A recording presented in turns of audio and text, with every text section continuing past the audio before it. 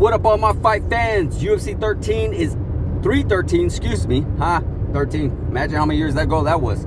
UFC 313 is in the books, and we have ourselves a new light heavyweight champion of the world. You know, wasn't the greatest fight, wasn't the greatest main event, but at the end of the day, we got ourselves a new champ. So let's talk about it, shall we? Ankalaev pretty much did what a lot of us thought he was going to do. He was going to utilize some of his wrestling. He was going to go for takedowns, even though he did not get any takedowns. And he was going to pressure Alex Pereira.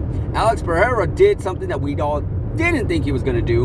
And we all pretty much saw Pereira very intimidated by Ankalaev, not by his fighting, his stand-up, but by his wrestling. We all saw Alex Pereira really, really intimidated by the fact that he could get taken down. And he was doing everything he can possibly to not get taken down. And he was just so hesitant on the possibility of getting taken down, where he did not let go of his punches. He did not let go of his kicks. He was able to do 1-2 shots here and there, but that was it. It's like he really, really was scared to let loose a little bit, to really unload on his punches.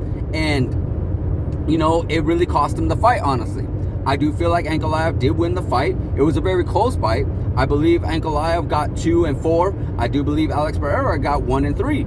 And the 5th round, you could have gone either way, but due to the control time, due to the multiple takedown attempts, and due to the striking, I do feel like it was a little bit more for Ankalaev. You know, Pereira, we all know he is by far the striking god, the striking king of the UFC right now, and the power like no other. But unfortunately, just with the intimidation that you go against another guy that has another great skill outside of striking, yeah, that's what ends up happening. We saw what he was like. We saw what happens with, like, you look at Conor McGregor and Khabib. You know, Conor McGregor, we all know, was the far, far better striker, but he was so intimidated by the takedown that he had to really look out for it, and that's what happened with Pereira.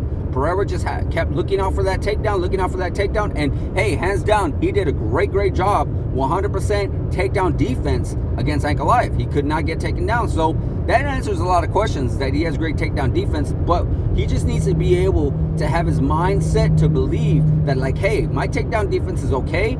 Let me do what I do best in my stand-up. When we're standing, I'm gonna show him I'm king up here. When they're on the ground, you've shown them that, hey, you can't take me down. So with that being said, in the future, I do believe there is going to be a rematch. There has to be. Because, not just because of Alex Pereira's popularity, but because of how close this fight was. This was actually a very, very close fight, and some people could have given it to Alex Pereira. So I feel like with Alex Pereira's dominance, with his popularity, and with how close this fight was, yeah, a rematch should be warranted. You know, and Ankalaev, he's earned that right. You know, he's earned the right to call himself champion. He's fought his ways up the ranks. No, he is not the most exciting fighter. No, he's probably not going to sell the most pay-per-views. And no, he's not going to have the most crazy knockouts like Alex Pereira. But at the end of the day, a champ's a champ. So I do feel like the rematch is definitely warranted.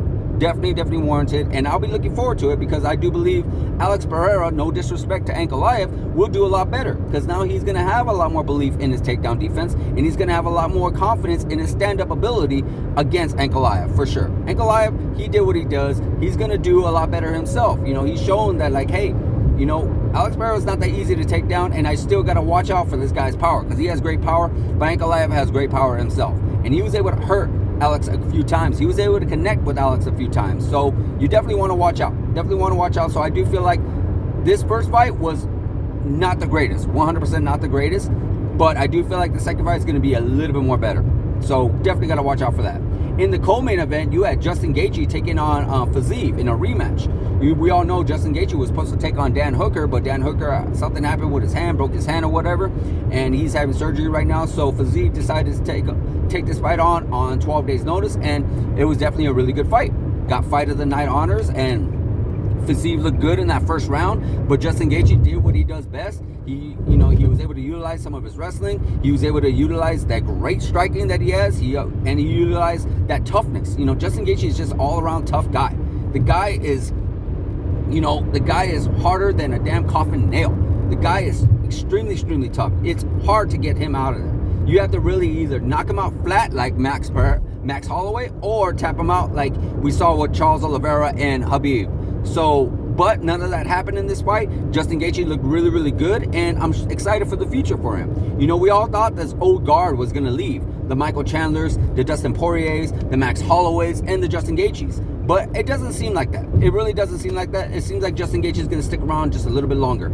You know, because a lot of people were saying stuff such as what I just said, but I don't feel like that. You know, I feel like with that Max Holloway fight, it wasn't as if he got dominated. You know, when we saw Tony Ferguson get dominated by Justin Gaethje that time back in 2020, or I think it is 2020, we could see like, hey, he just got dominated. But no, it wasn't even an extremely close fight or anything like that, or even a competitive fight. But he did not get beat pillar to post, Justin Gaethje, by Max Holloway. And he got caught. He got caught. It wasn't as if Max Holloway set up a punch and boom, knocked him out. No, Justin Gaethje got caught. So I do feel like Justin Gaethje still has more in the tank. I do feel like Justin Gaethje has the ability to become champion of the world one day, possibly. And with that being said, what is in the future for him? Because the division is still very much stacked. You still got a lot of great fights out there. You still got a lot of very fun fights out there. You know, with him being ranked, I think, number 3 or number 4, you still got Arman Tsarukyan, you still got Charles Oliveira, and you still got the newcomer to the division, Ilia Topuria. We do not know 100% who's going to be fighting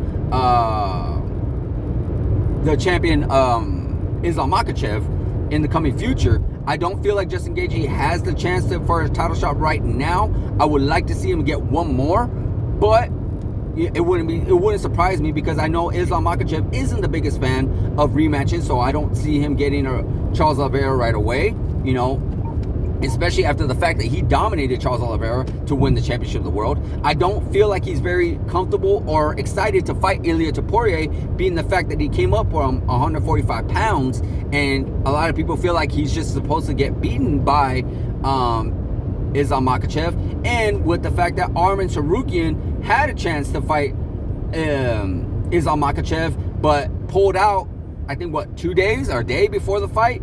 UFC is not too keen on giving him an automatic title shot. I think Dana White even mentioned that he's not going to get an automatic title shot, that he's going to have to work his way up, maybe 1 or 2 fights, you know, as maybe you can say a punishment.